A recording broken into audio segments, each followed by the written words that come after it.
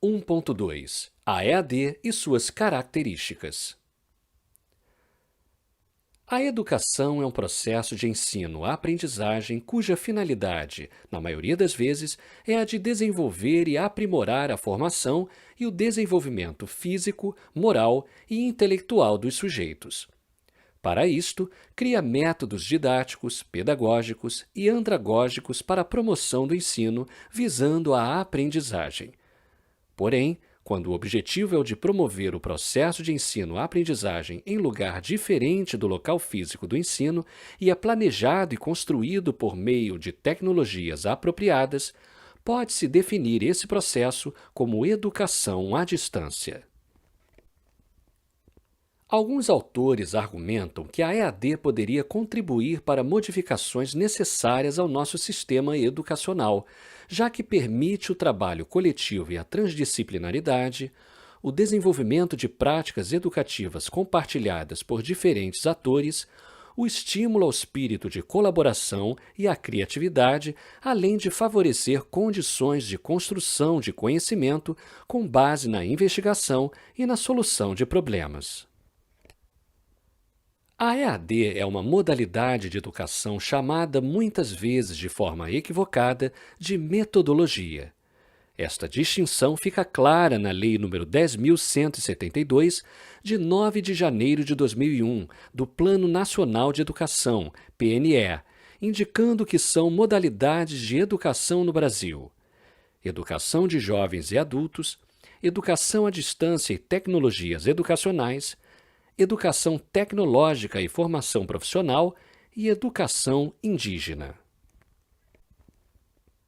A Constituição Federal de 1988 define educação à distância como forma de ensino que possibilita a autoaprendizagem com a mediação de recursos didáticos sistematicamente organizados, apresentados em diferentes suportes de informação, utilizados isoladamente ou combinados e veiculados pelos diversos meios de comunicação. Brasil, 1988. Ressalta-se que o aprendizado através da EAD não se realiza fortuitamente. Navegar na internet não significa que houve prática eficaz de ensino e construção do conhecimento-aprendizagem pelos internautas. Para que o processo de ensino-aprendizagem pela EAD seja eficaz, assim como por quaisquer outros meios, é necessário que o processo seja intencional, organizado e orientado por uma determinada finalidade pedagógica. Zerbini e colaboradores, 2006, expõem que a educação à distância exige um planejamento mais sistemático e o uso de técnicas avançadas de comunicação, a fim de que a distância espacial e temporal, características da EAD, possam ser utilizadas adequadamente. A definição de EAD foi formalizada pelo governo brasileiro e normalizada pelo Decreto nº 9057, de 25 de maio de 2017, da seguinte maneira: Artigo 1º.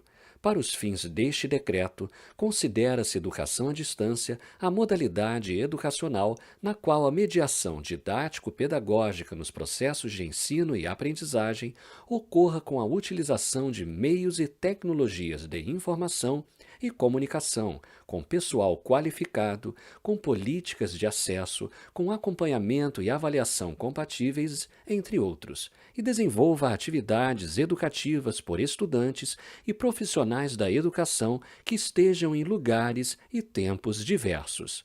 Brasil, 2017. A educação à distância também é definida por Belloni, 1999, que aponta as seguintes características: A. Separação física entre aluno e professor. B. Uso de técnicas adequadas de comunicação por docentes e alunos. C. Controle do ritmo de aprendizado pelo aluno. A EAD, na atualidade, fundamenta-se pela utilização de meios técnicos de comunicação e informação, como e-mails, internet, áudio e videoconferências. É um meio economicamente vantajoso e com possibilidade de se atender a um grande número de alunos, principalmente quando baseado em tecnologias como a internet. Pode-se resumir, então, que a educação à distância envolve aspectos como aprendizagem e ensino, mas também planejamento, uma vez que o local de ensino é diferente de onde ocorre tradicionalmente o aprendizado, escolas, universidades, etc. E a comunicação se dá através da utilização de diversas tecnologias. Outra característica relaciona-se com os usos de técnicas de andragogia na metodologia. Falaríamos da educação voltada para adultos, preconizada por um conjunto de métodos próprios de ensino para o público. Uma das técnicas de andragogia, por exemplo, é a de explicar para o aluno as vantagens do aprendizado para a sua vida, usando este argumento como fator motivador.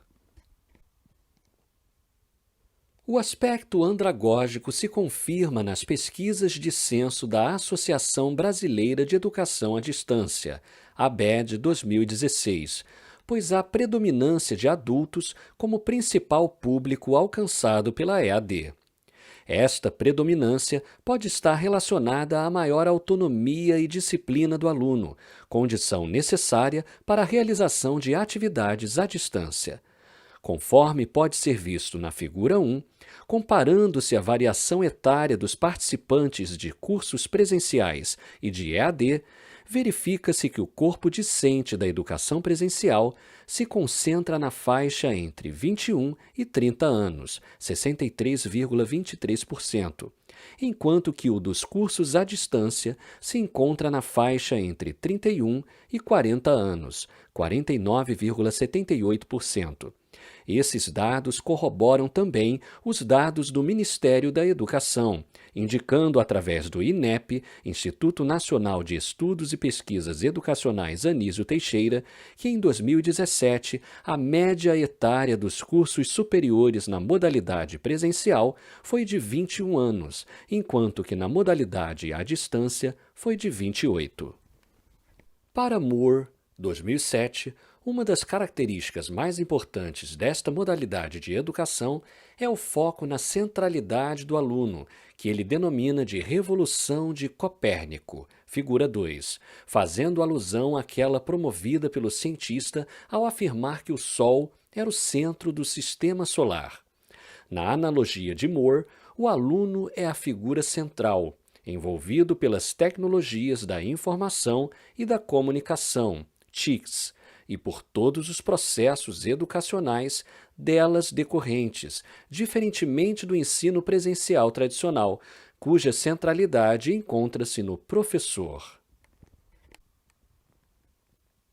Os autores Belloni, 1999, e Costa e Franco, 2005, acrescentam a ideia de que a EAD fundamenta-se na utilização de meios técnicos digitais de comunicação. As mídias se apresentam para a EAD como características de acordo com a fase no desenvolvimento das tecnologias nelas empregadas e evoluíram em paralelo com as diferentes ofertas tecnológicas da sociedade. Para Moore, 2007, as 5 gerações destas modalidades são: primeira, conduzida desde os primórdios da escrita, com cartas e ampliadas com a invenção de Gutenberg. A segunda, com a criação do rádio e da televisão. A terceira, com o conceito de universidade aberta, no qual o aluno não necessitaria estar presente nos campi das universidades. E a quarta, com as teleconferências, que podiam emitir uma aula de um canto a outro com o uso de televisão, até os dias atuais com a 5ª geração, sendo o seu marco a chegada da internet. Veja o quadro 1. A evolução da tecnologia proporcionou também a classificação, quadro 2, dos tipos de EAD e sua relação com o aluno e o formato de comunicação. História da EAD. A educação à distância é uma modalidade cuja origem já vem de longa data, sendo seu início identificado na época da Grécia Antiga, passando pelo Império Romano. Este possuía uma ampla rede de correspondências escritas que, através não só de mensagens, como também de descobertas e informações científicas desenvolvidas para fins de instrução e comunicadas por missivas, foi posteriormente utilizada para levar a doutrina cristã até a Idade Média. Mais tarde, houve grande desenvolvimento dessas comunicações durante os períodos humanista e iluminista.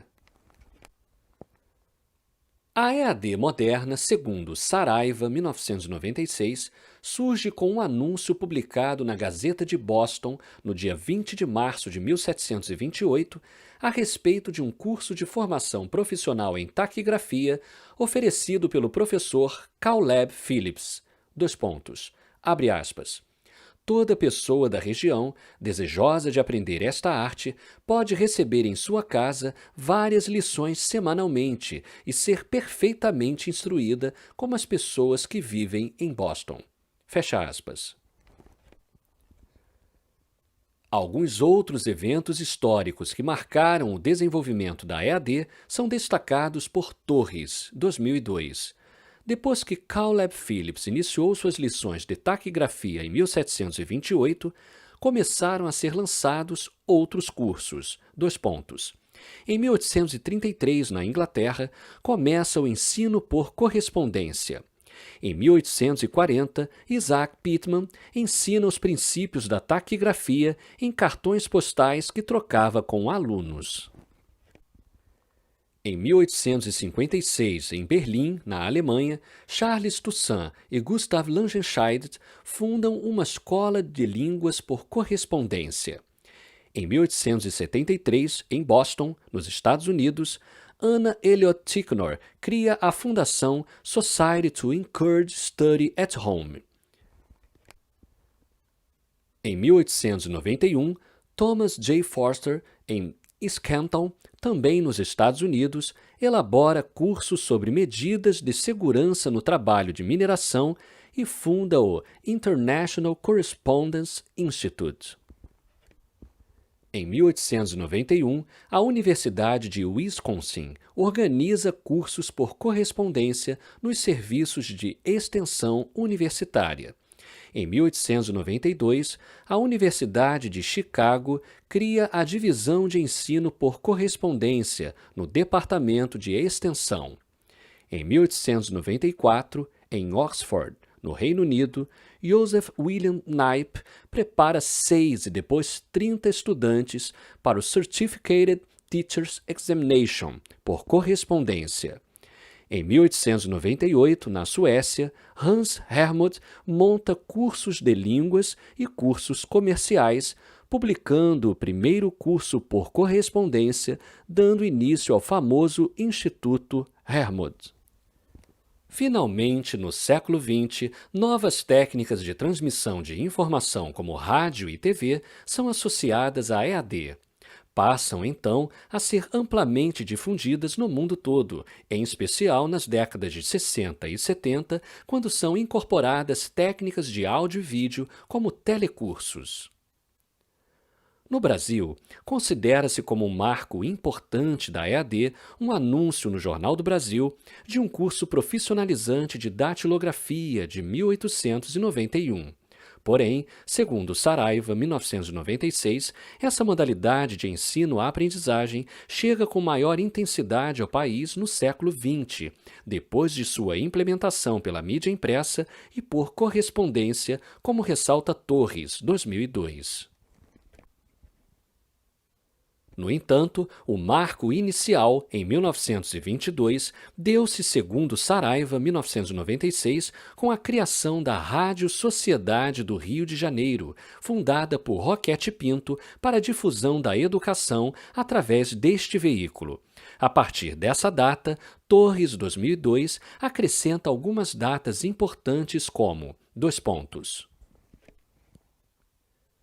1941. Criação do Instituto Universal Brasileiro. 1965 a 1970, criação das TVs educativas. 1985, computadores stand-alone ou em rede local. 1985 a 1998, mídias de armazenamento, videoaulas, disquetes, CD-ROM, etc. 1990, início do uso intensivo de teleconferências, satélite. 1991, criação da RNP. 1995, disseminação de redes, internet. 1996, redes de videoconferência. 1998, realidade virtual. Todas estas ações em EAD foram se desenvolvendo e se propagando de acordo com a evolução tecnológica. Ainda que a educação à distância tenha conhecido várias formas ao longo de mais de um século de existência, no ensino superior só foi reconhecida com a LDB, Leis de Diretrizes Básicas, de 1996.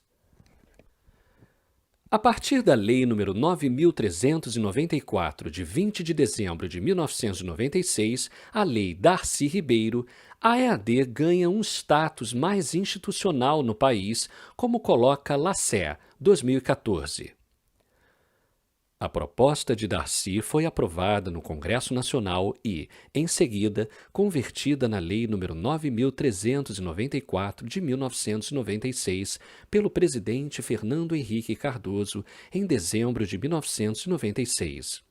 O texto relativo à educação à distância, enxuto e mínimo, regulamenta a modalidade, como recomendavam os organismos internacionais, e coloca o poder público como grande incentivador da modalidade em todos os níveis e deixa, ao mesmo tempo, nas mãos do poder público as regulamentações futuras a fim de especificar como seria colocada em prática a educação superior à distância. Esse processo, iniciado no governo de Fernando Henrique Cardoso, sem grandes avanços, atravessará o governo Lula e será acomodado por meio do Decreto 5.622 de 2005.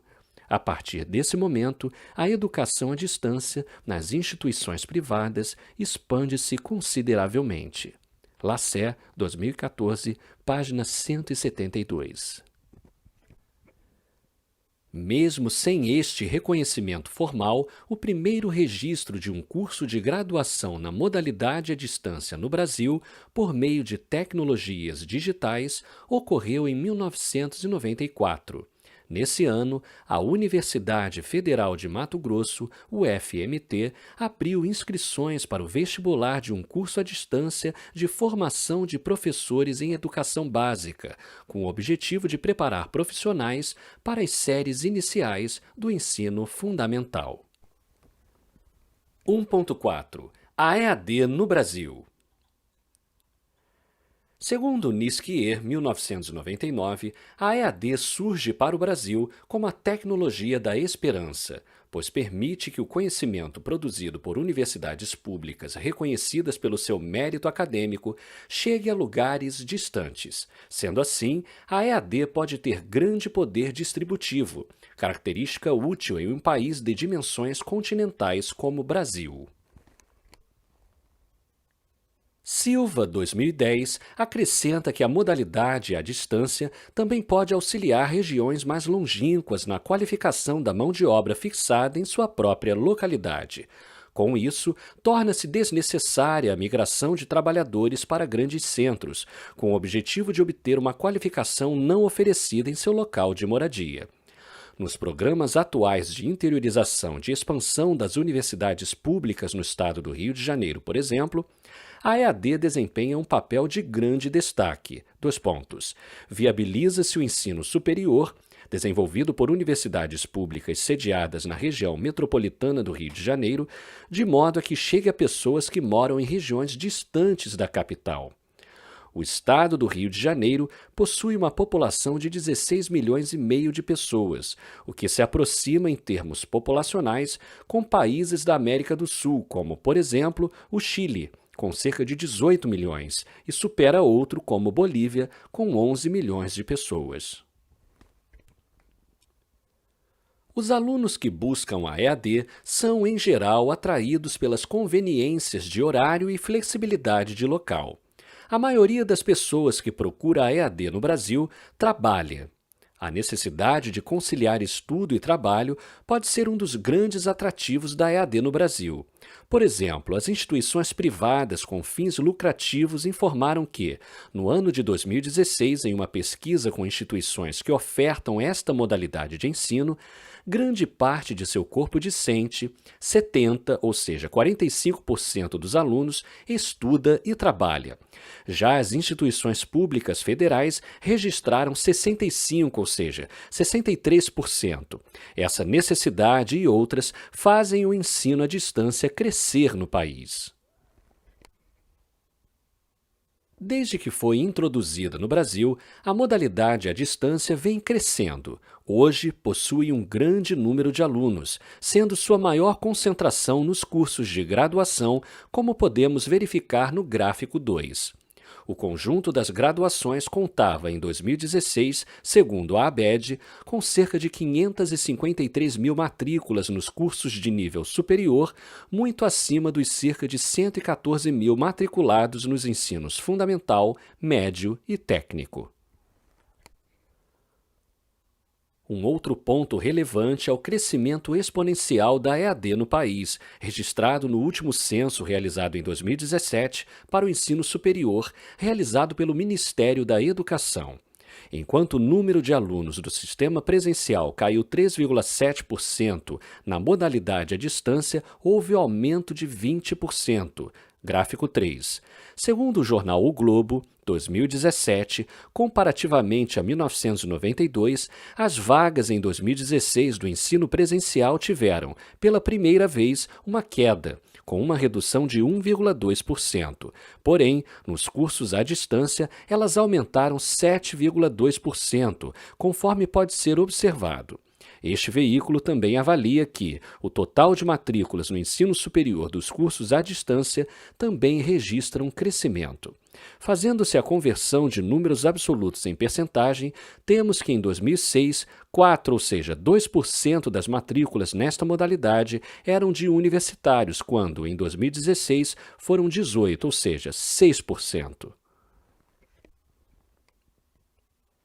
Seguidos governos no Brasil têm dado apoio a esta modalidade de ensino com iniciativas como, por exemplo, a criação em 2005 da Universidade Aberta do Brasil, UAB, ligada diretamente ao Ministério da Educação, que trata desta modalidade de ensino. Estas iniciativas são exemplos que integram uma política pública que tem como objetivo a expansão da oferta de cursos superiores ministrados por meio da EAD. 1.4.1 A EAD no Rio de Janeiro. O CEDERJ, Centro de Educação à Distância do Estado do Rio de Janeiro, é um dos braços de atuação das universidades públicas para a EAD, gerenciado pela Fundação CCERJ, Fundação Centro de Ciências e Educação Superior à Distância do Estado do Rio de Janeiro, órgão do governo estadual.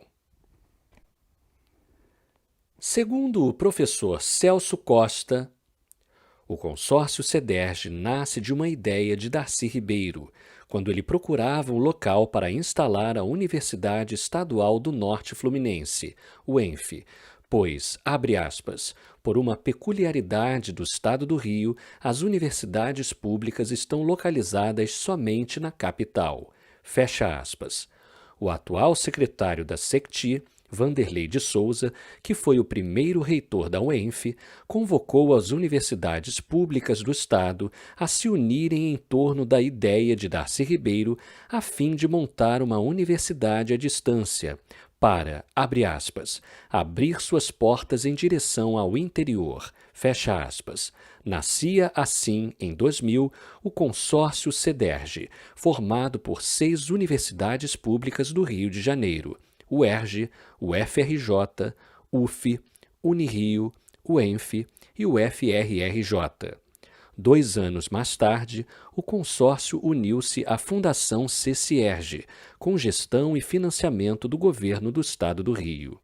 Hansen, 2004. O consórcio é formado pelas 7 universidades públicas atuantes no estado, que são o Centro Federal de Educação Tecnológica Celso Sucol da Fonseca, Cefet-RJ, Universidade Federal do Rio de Janeiro, UFRJ, Universidade do Estado do Rio de Janeiro, UERJ, Universidade Estadual do Norte Fluminense Darcy Ribeiro, UENF, Universidade Federal Fluminense, UF, Universidade Federal do Estado do Rio de Janeiro, Unirio, e Universidade Federal Rural do Rio de Janeiro, UFRRJ, além do IFF, Instituto Federal Fluminense, FAETEC, Fundação de Apoio à Escola Técnica, e o ESO, Fundação Centro Universitário Estadual da Zona Oeste, que hoje conta com cerca de 50 mil alunos. O projeto foi inicialmente desenvolvido com o objetivo de interiorizar o ensino superior à distância, oferecendo cursos de bacharelado nas áreas das ciências exatas e biológicas. Segundo Costa, 2005, a ideia era a de distribuí-los pelo estado do Rio de Janeiro para evitar competição por recursos entre as universidades, de modo a compartilhar polos regionais, diversas disciplinas e processos operacionais de avaliação que fossem presenciais. Para o professor, as vocações fundamentais do CEDERJ seriam, portanto, as seguintes: contribuir para fixar a população no interior, formação de professores, desenvolvimento econômico do Estado do Rio de Janeiro, contribuir com parâmetros de qualidade para cursos de graduação com uso da metodologia de EAD. 1.5. Fordismo e a mercantilização do ensino na academia. A visão segundo a qual a EAD seria a redenção da educação não é compartilhada por Belloni, 1999. A sua implementação não seria a vitória da democratização do ensino aberto, mas sim uma forma barata de educação inspirada em modelos fordistas de linha de produção. Na crítica, a autora destaca que os governos se servem da EAD para economizar dinheiro e melhorar as suas estatísticas de oferta de educação de nível superior, e não necessariamente melhorar a qualidade da educação. Peters, 2003, corrobora esta visão por ser a EAD fruto da tecnologia moderna, podendo então ferir a estrutura artesanal do ensino, criando um sistema de produção em linha, típicos do Taylorismo, com processos de racionalização, divisão do trabalho e foco na produção em massa. A esta forma massificada de educação, o autor intitula de industrialismo instrucional. Logo, a EAD, para algumas visões na academia, seria uma espécie de fábrica e visaria a um barateamento e não uma melhoria dentro das instituições de ensino, podendo inclusive gerar demissões em massa dos funcionários e docentes das instituições, como aponta Belloni. Nos países pobres, a educação à distância aparece como uma solução de emergência para problemas educacionais, enquanto nos países ricos ela vem contribuindo para a melhoria da qualidade do ensino presencial em todos os níveis. Belloni, 1999, página 20.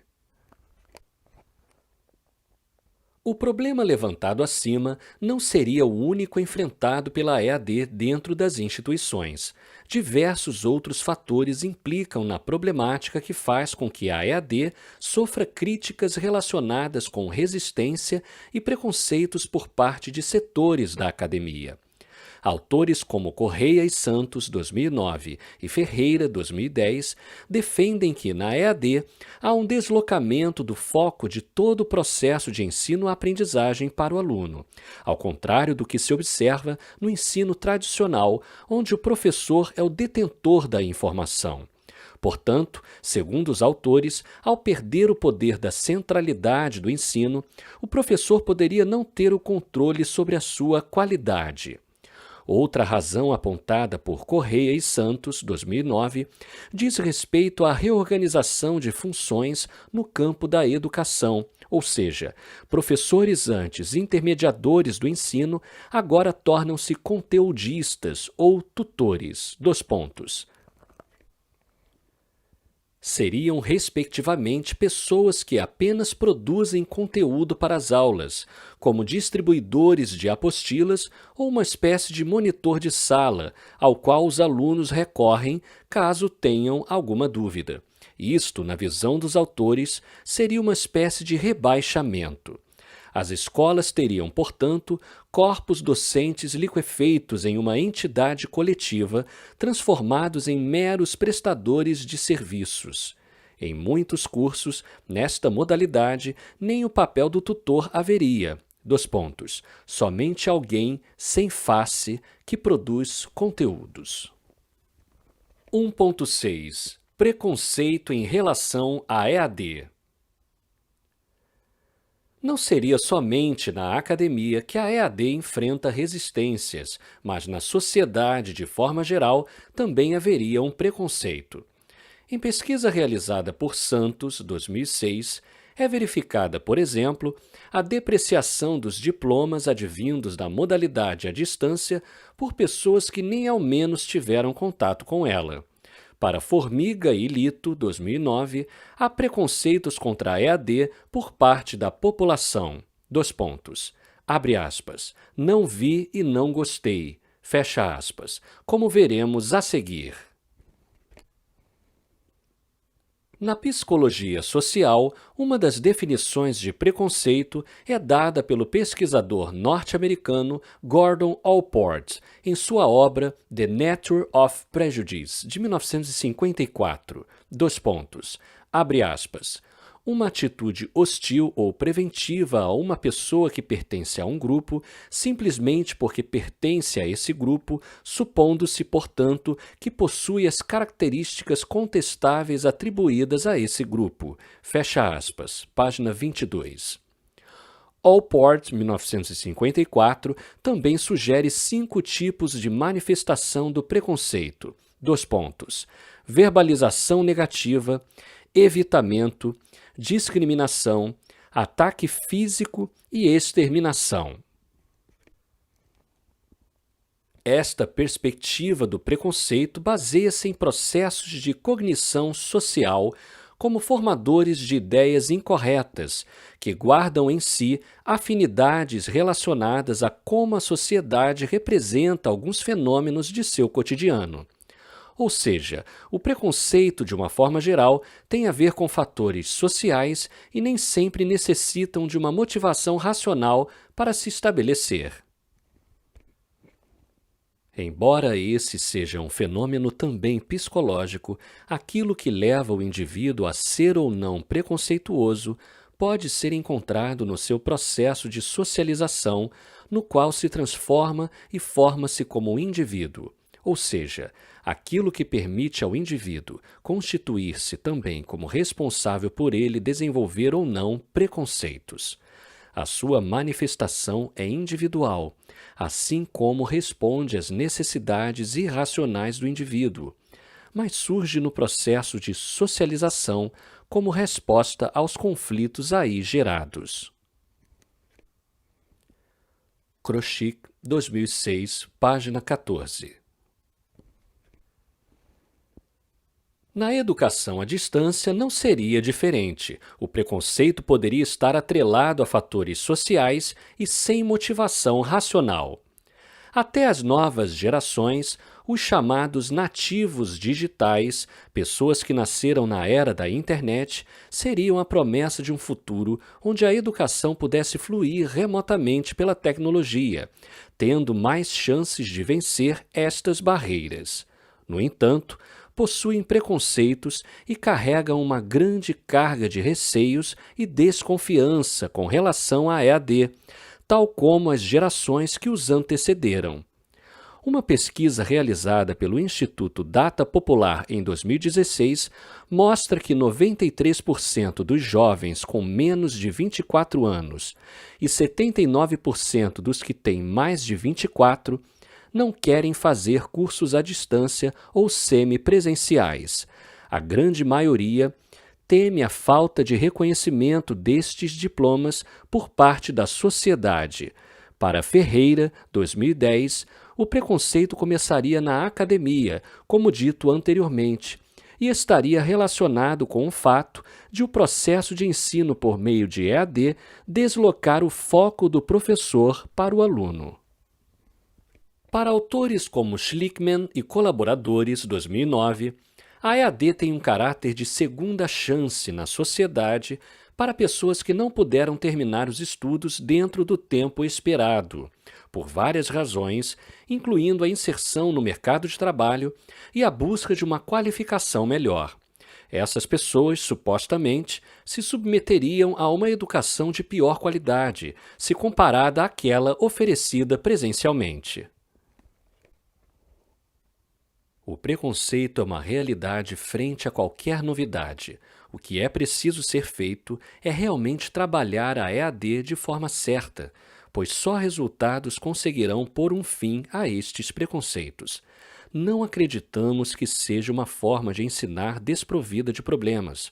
Todavia, sabemos que, se bem trabalhada, pode gerar frutos bons e de qualidade, sendo, portanto, uma grande aliada daquelas pessoas que precisam se formar ou capacitar-se e não dispõem de tempo para frequentar uma instituição presencial. Vasconcelos, 2002, página 11. Assim, muitas pessoas que nunca tiveram contato com a modalidade possuem percepção ruim a seu respeito, o que reforça a ideia de preconceito. Segundo Correia e Santos, 2009, adjetivos como picaretas, incompletos, superficiais e antissociais estão associados à EAD. Nesta mesma pesquisa, 79% dos estudantes de cursos presenciais em que existe a opção na modalidade à distância avaliam-nos negativamente, reforçando a ideia de preconceito. Outra hipótese seria o desejo de obter algum diferencial em relação a colegas dos mesmos cursos na modalidade EAD, ainda que o MEC não faça distinção entre as duas modalidades. Quando há o contato do aluno com o curso à distância, observa-se que, mesmo passando por experiências positivas em relação ao curso, há visão negativa em relação à modalidade, reforçando o preconceito. Algumas das causas da resistência em relação à EAD fundamentam-se em visões desfavoráveis, principalmente por parte das pessoas que nunca vivenciaram a experiência, o que reforça a ideia de preconceito. 1.7 Resistência à EAD. O preconceito não seria o único atributo para a atribuição de negatividade à EAD. Atributos como falta de familiaridade com a informática, rejeição da academia, ausência de credibilidade na sociedade, dentre outros, formam também o que chamamos de resistência à EAD. Assim, as resistências têm motivações variadas. Podem ter caráter pedagógico, quando se avalia que a EAD tem resultados de aprendizagem inferiores aos do ensino presencial, político, relacionado à mudança de papéis dos atores do processo de ensino, e ou econômico, quando se acredita tratar-se de uma modalidade que atenderia às demandas do capital, fazendo com que o ensino tivesse custos mais baixos, dentre outros. A definição de resistência é a reação que um indivíduo tem de se permanecer inalterado perante uma força de mudança, mantendo seu status quo. Para Lapointe e Rivar, 2005, indivíduos e grupos podem ter diversas intenções e comportamentos a partir da percepção de uma mudança tecnológica. Os pesquisadores destacam, entre eles, a adoção, a neutralidade, a apatia e as resistências passiva, ativa e agressiva. A resistência pode ser considerada também uma intenção de comportamento a partir de uma percepção relacionada a uma alteração. Ou seja, nem é preciso que haja de fato a mudança para que tenha resistência, ou nem é necessário conhecê-la para que ocorra. Para Gomes, 2008, a resistência também pode ser considerada uma atitude que, para matar, 1997, página 197, abre aspas, é uma predisposição subliminar da pessoa resultante de experiências anteriores, da cognição da afetividade, da determinação de sua reação comportamental em relação a um produto, organização, pessoa ou fato. Fecha aspas. As atitudes, segundo esse pesquisador, poderiam ser entendidas em 3 dimensões, : afetiva, cognitiva e comportamental. Quadro 3. O problema da resistência, para Brauer, 2008, diz respeito à preparação dos cursos em EAD que, muitas vezes, são conversões amadoras de cursos presenciais transformados em virtuais, sem qualidade necessária e sem ponderar o perfil do aluno. Isto, segundo o autor, também colabora para ampliar a resistência. É o caso também de experiências anteriores mal-sucedidas e o fato de a EAD ter se iniciado em cursos profissionais de baixo valor acadêmico para públicos de baixa renda, como os de eletrônica básica, costura, mecânica, supletivos, dentre outros. Ou seja, a própria história da EAD se configuraria em um motivo de resistência, ainda que estes cursos tenham atendido a algumas necessidades da sociedade. Hoje, quando se quer dizer que alguém é mal formado ou incompetente, diz-se que a pessoa retirou o diploma por correspondência. É preciso considerar que as frustrações geradas por um curso ruim de EAD elevam a resistência para se realizar novos cursos na mesma modalidade. Entretanto, cursos ruins, ministrados de forma presencial, também geram frustrações. Parece que a leitura que se faz de um curso ruim na modalidade EAD está mais relacionada à modalidade e não ao curso em si, enquanto que a frustração em cursos tradicionais tem outras causas, não relacionadas com a modalidade presencial.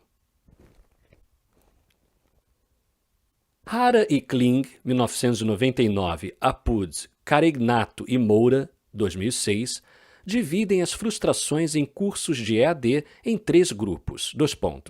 Falta de retorno imediato dos professores que, presencialmente, poderiam avaliar o aluno, inclusive pela linguagem corporal.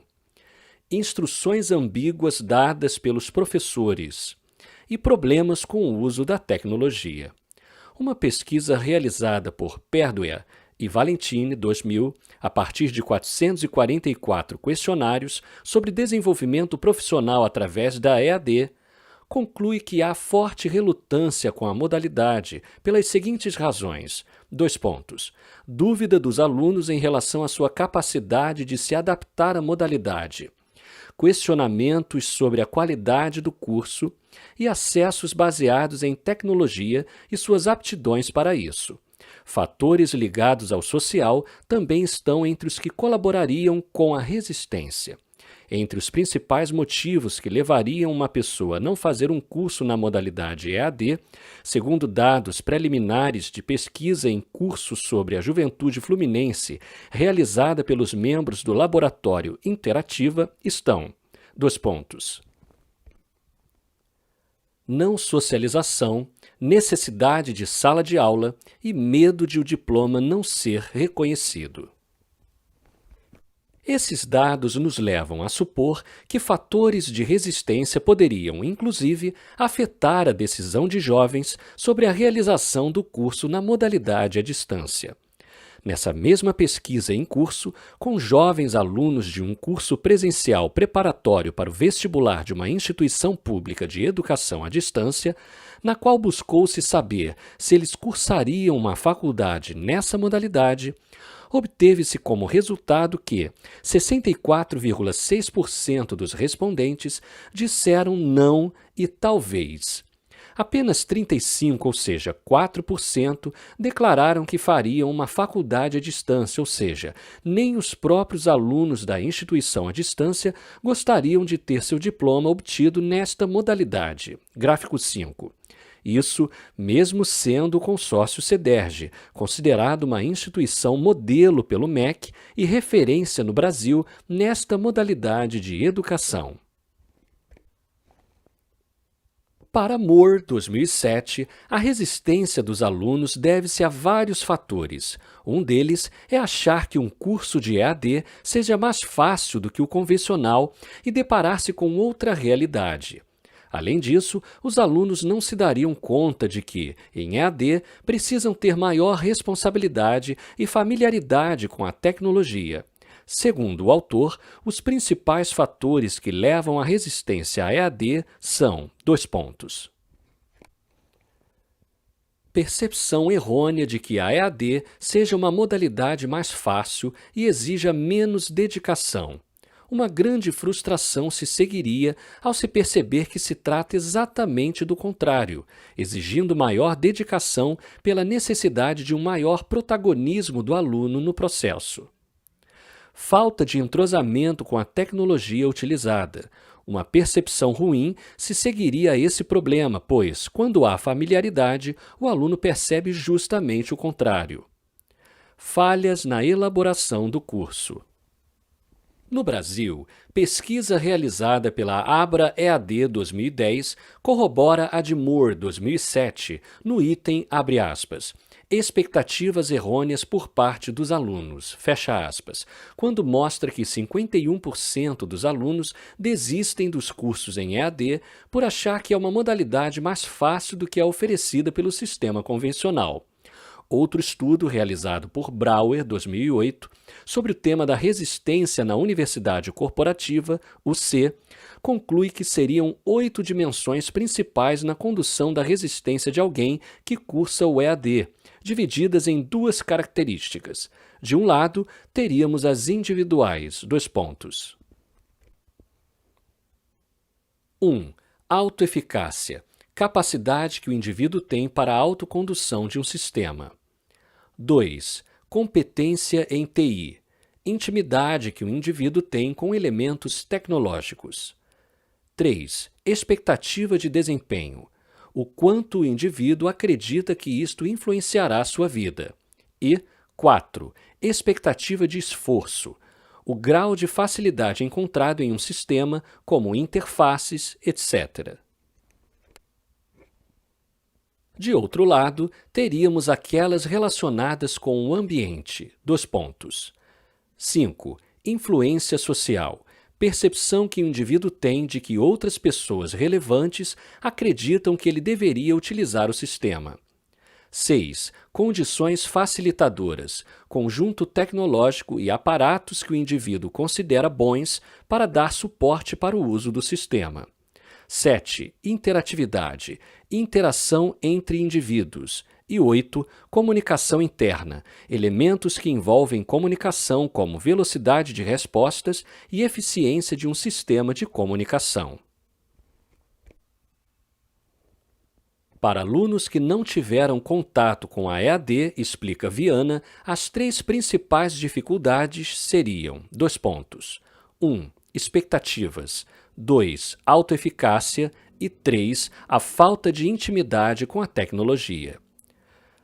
Para Meirelles e Maia, 2002, as instituições têm que estar atentas à percepção dos alunos, pois uma percepção negativa pode comprometer os resultados da própria aprendizagem. Compreender por que o aluno resiste em cursar EAD contribuirá para enriquecer o tema nas universidades, tendo em vista que este não é um campo consolidado, mas que, ao contrário, está em desenvolvimento. 1.8. Aspectos positivos e negativos da EAD. Como qualquer modalidade de processo de ensino-aprendizagem, a EAD possui aspectos positivos e negativos. Do lado positivo, temos pesquisadores como Caregnato e Moura, 2006, que estudaram as percepções de alunos em cursos baseados em computador, comparativamente àquelas de alunos inscritos em cursos presenciais. No que tange ao ensino à distância, os pesquisadores relatam experiências positivas, tais como flexibilidade na administração do próprio tempo, acompanhada de maior disciplina, participação mais intensa das turmas em grupos virtuais e a transformação do papel do professor como facilitador. Caregnato e Moura também discutiram os aspectos negativos da EAD, como a dependência da tecnologia, que faz com que ela possa ser cara ou não disponível, a dispersão física dos participantes, pois uma modalidade à distância pode provocar uma menor interação no grupo, a necessidade de maior compromisso dos alunos em um contexto onde se exige uma autonomia para a realização de tarefas, além da limitação das discussões por conta das distâncias ou das barreiras tecnológicas. Quadro 4. Já no que tange ao ensino presencial em relação à EAD, aspectos positivos, segundo Caregnato e Moura, 2006, seriam o contato e a interação de turmas, independência de máquinas, dentre outros. Os negativos, quadro 5, seriam os deslocamentos, dificuldade de se expressar, utilização de técnicas consideradas tradicionais como quadro negro e giz e autoridade do professor. No que diz respeito aos fatores negativos da EAD, acima descritos por Caregnato e Moura, 2006, Brown, 2005, contribui para a discussão, adicionando outros fatores que, supostamente, seriam mais fáceis de lidar em turmas de cursos tradicionais presenciais. Um exemplo dado pelo autor é a facilidade de se perceber se um aluno está gostando de um assunto ou do curso, estampado nos rostos dos que estão presentes. A comunicação corpórea pode ser um indicativo que permitiria ao docente, presencialmente, perceber se o aluno compreendeu um determinado tema. Em caso negativo, o professor poderia buscar explicar o assunto de outras formas. Na EAD, para Brown, 2005, o docente não teria como fazer alterações no encaminhamento didático, necessitando de um tempo maior para diagnosticar se a compreensão do aluno seria satisfatória, comparada àquela obtida de modo presencial. Um dos pontos positivos da EAD seria a capacidade desta modalidade no que se refere à gestão do processo ensino-aprendizagem, pois se pode deslocar a oferta de informações e a ampliação da formação pedagógica para áreas remotas, tendo em vista que os campi universitários brasileiros estão mais lotados nas regiões metropolitanas. Ou seja, a EAD poderia promover a criação de ambientes em que pessoas dispersas geograficamente conseguiriam desenvolver habilidades cognitivas de ensino-aprendizagem, independentemente da sua posição geográfica. Além disso, de pesquisa realizada em um curso de graduação em administração, emergiu outro ponto positivo.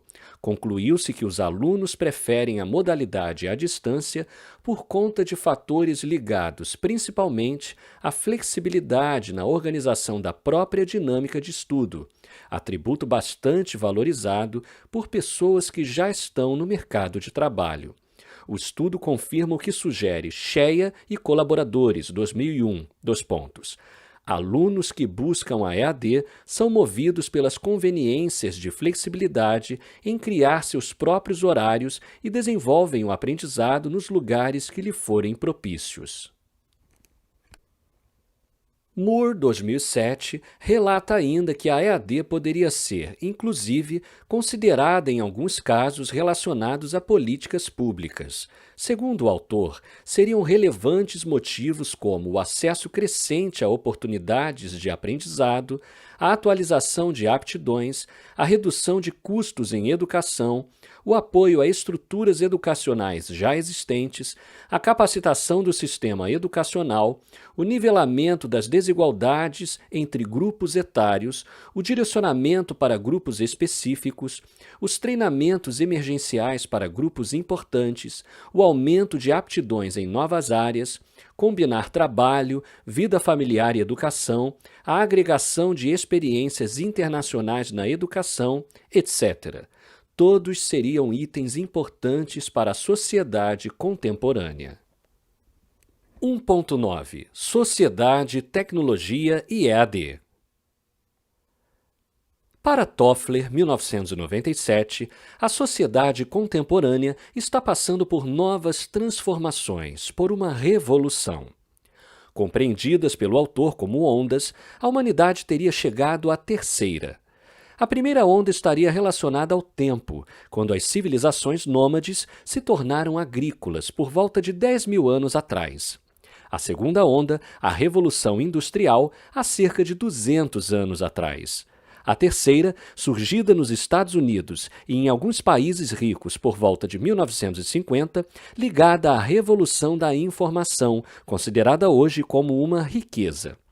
O pesquisador acredita ainda que as batalhas do futuro não serão mais por fontes de energia, commodities ou matérias-primas, mas sim por produtos ligados ao conhecimento, como os canais de comunicação, as bases de dados, as propriedades intelectuais e seus produtos, além dos serviços inteligentes. A consideração de Toffler a respeito desta revolução resulta do entendimento de que vivemos em um novo tipo de organização social, a sociedade do conhecimento. Esta teria por base e capital a gestão dos conhecimentos através das tecnologias da informação e comunicação, TIC, consideradas como um paradigma tecno-econômico, pois seu uso ubíquo permearia toda a sociedade global, sendo suas consequências econômicas, notadamente no cotidiano, inevitáveis.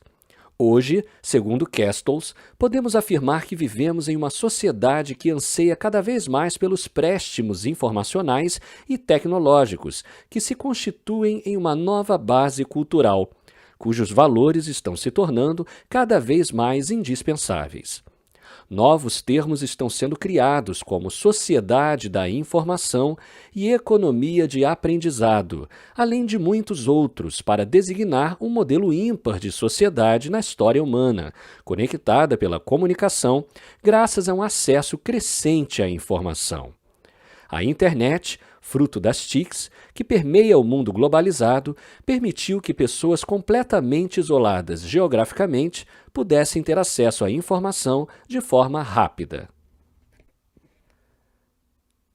A reboque desta revolução dos meios de comunicação e informação vem a EAD em um processo de crescimento dinâmico, já que cada vez mais são utilizadas TICs como suporte tecnológico para sua expansão.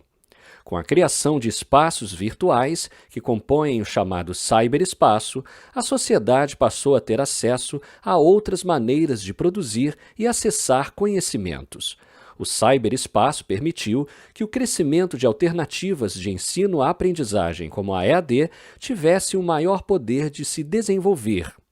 Esse crescimento, por sua vez, permitiu também o aparecimento de vantagens, como a distribuição, tendo em vista as conexões mundiais e pulverização da internet, a flexibilização do tempo e do espaço, a redução de custos operacionais, etc.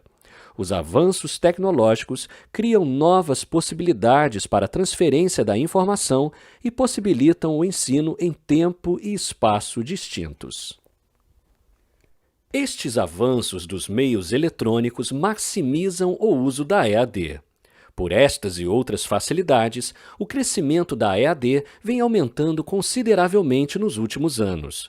Há também, por parte da sociedade, a necessidade de um tipo de educação flexível, em que o aluno possa, de acordo com seus horários e dinâmicas próprias às suas vidas, ter acesso às informações.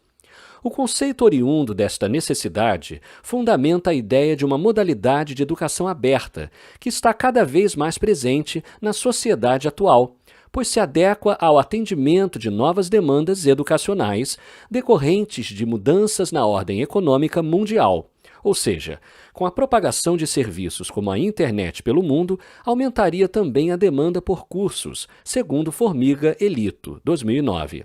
A propagação da EAD está intrinsecamente ligada à dinamicidade das ações que podem ser empreendidas graças às tecnologias de informação e comunicação, TICs, fundamentada hoje nas possibilidades da internet. Isto ampliaria a possibilidade de promoção da EAD, pois as instituições que a adotam estão livres dos limites de tempo ou necessidade de lugar físico para o desenvolvimento de atividades educativas, graças à possibilidade de utilizar tecnologias. Assim, seria facilitado o aprendizado de outra maneira, notadamente para aqueles que não podem ou não têm acesso ao ensino tradicional. É importante destacar que a EAD é uma modalidade de ensino que, tal como a presencial, possui vantagens e desvantagens. Algumas subtraem, enquanto que outras adicionam novas possibilidades educacionais, permitindo que se atinjam objetivos específicos dentro de suas características específicas. Porém, as percepções positivas relativas à EAD parecem não possuir credibilidade, pois o ensino formal desenvolvido no ciberespaço não tem o mesmo reconhecimento público que o tradicional presencial. Assim sendo, mesmo com todas as possibilidades de expansão em nossa sociedade, desenvolveu-se uma série de preconceitos cuja origem e motivações incidem na resistência à EAD. 1.10 Eficiência da modalidade. Os motivos que levariam, de fato, a uma percepção negativa e até a resistência a essa forma contemporânea de educação estariam relacionados à ineficiência de métodos de ensino adaptados à EAD de seus objetivos finais. Ou seja, só poderia existir justificativa concreta para preconceitos se a EAD não permitisse que se alcançassem os resultados esperados na avaliação da aprendizagem. Porém, as pesquisas que apontam para um grau equivalente de eficácia da EAD e do ensino presencial sugerem que o preconceito e a resistência à modalidade à distância poderiam ser infundados.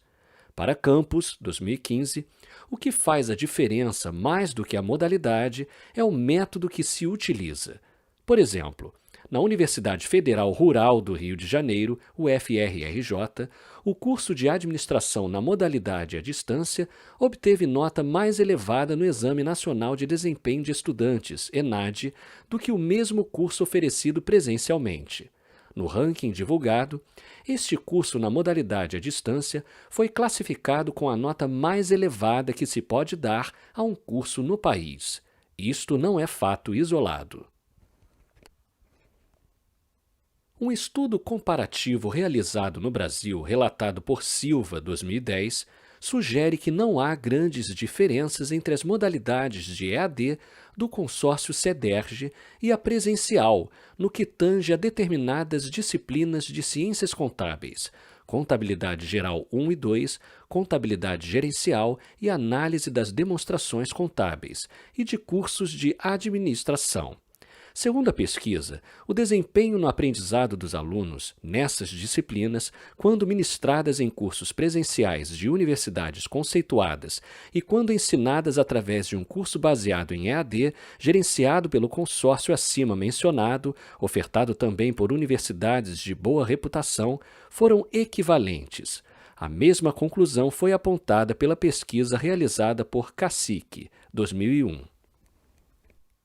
No Centro Federal de Educação Tecnológica de Minas Gerais, quando comparadas as modalidades presencial e não presencial via internet do curso de Métodos para Produção e Controle da Aguardente Artesanal, verificou-se que eram similares. Nessa análise, o autor deu-se conta de que a média do aproveitamento revelado pelas notas dos alunos nas provas foi equivalente, ainda que as trajetórias individuais de aprendizagem diferissem. Porém, há ainda mais. Em estudo realizado com alunos da Universidade Federal de Pernambuco, onde 22% dos alunos tiveram experiências com EAD, descobriu-se que, do total, 64,8% declararam a experiência como positiva. Além disso, pessoas mais velhas demonstraram ter maior interesse em participar da modalidade de EAD. Em levantamento feito pelo INEP 2007, os cursos de EAD saíram-se melhores em 7 das 13 áreas possíveis de avaliação comparativa das diferentes modalidades. Para o pesquisador britânico da Open University Michael Moore, 2007, em diversas partes do mundo, a EAD não é inferior no que tange ao aprendizado. Segundo este estudioso, pode-se ver que diversos autores que estudaram propostas de ensino fazendo uso da EAD, em comparação com a tradicional, frequentemente apontam a primeira como capaz de propiciar qualidade de aprendizado no mesmo nível da segunda.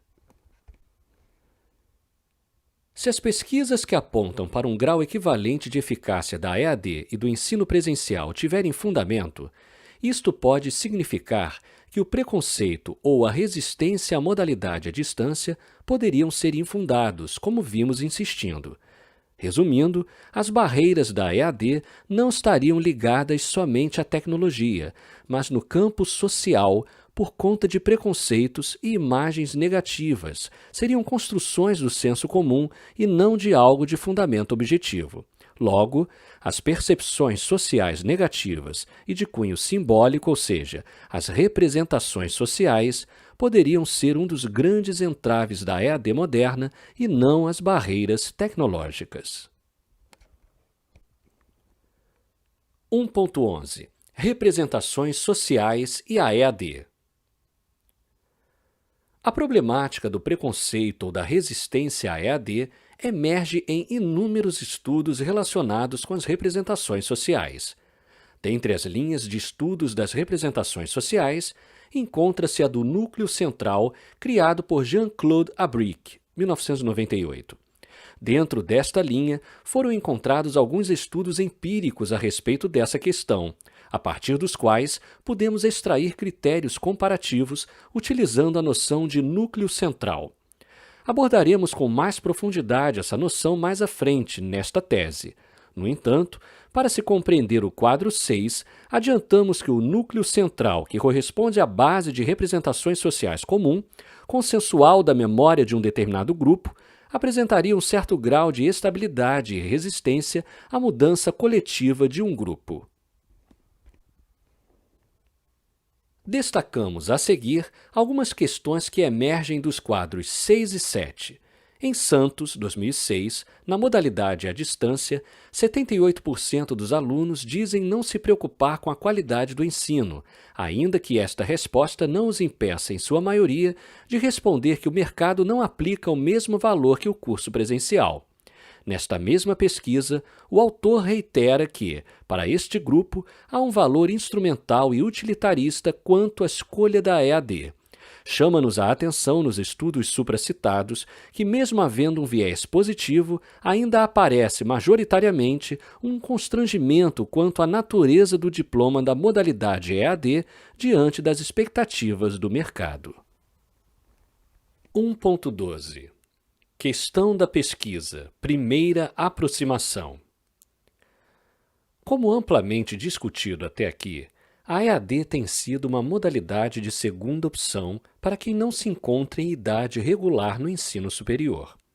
Porém, parece haver nela inúmeras vantagens práticas, como, por exemplo, a flexibilidade de horário. Se não há perdas no que tange ao aprendizado, por que então a educação à distância ainda sofre resistência e preconceitos? Para certos autores, existem outros fatores relacionados à tomada de decisão, como as emoções e o contexto social. Seus efeitos seriam práticos à medida em que o sujeito tomaria decisões baseadas no que compreende como sendo verdade para si, resultado de seu vivido cotidiano e das pressões da sociedade. A tomada de decisão, por mais racional que seja, passa sempre por sistemas de imagens negativas ou positivas formados por representações. Uma tomada de decisão pela opção da EAD poderia levar em conta fatores emocionais prévios relacionados a imagens socialmente construídas, normalmente produzidas por pressões sociais negativas relativamente à aceitação da modalidade no mercado de trabalho. O simbólico social passa a ser uma barreira efetiva, uma vez que as representações negativas da EAD, abre aspas, aparecem como atitude cristalizada e como um obstáculo simbólico para que se efetive essa modalidade de educação, fecha aspas. Parecem existir, a nosso ver, duas forças na estrutura de resistência à EAD, tais como uma micro, ligada a fatores individuais, outra macro, ligada ao aspecto social. Ambos os fatores, de acordo com certos autores, influenciam o sujeito diretamente em uma tomada de decisão. Segundo eles, mesmo que o indivíduo entenda que a EAD propiciará benefícios para a sua vida, quando se dá conta de que há representações sociais que não corroboram seu entendimento individual, altera seu comportamento, antevendo uma punição futura do mercado de trabalho em relação à sua formação. Em vista disso, gostaríamos de explorar ainda mais a problemática discutida pelos inúmeros autores que se debruçaram sobre o assunto, que apresentamos neste capítulo. As questões de pesquisa iniciais partiram, portanto, de lacunas que identificamos nas contribuições desses pesquisadores. O intuito desta tese se constitui em mapear os preconceitos e resistências face à EAD, apresentando um quadro do fenômeno traçado por uma nova perspectiva, como a das ágoras, elemento central desta pesquisa, por meio da qual se confere originalidade ao tratamento das questões, que decorrerá de uma proposta de abordagem teórica e de uma modificação importante no aparato metodológico de uma das vertentes da teoria das representações sociais. Neste sentido, ressaltamos as relações das representações sociais com seus grupos, caracterizadas em torno do conceito de ágora, que será definido posteriormente nesta tese. Ao final do capítulo de teoria, relançaremos nossas questões de pesquisa em função das reflexões que serão apresentadas a seguir.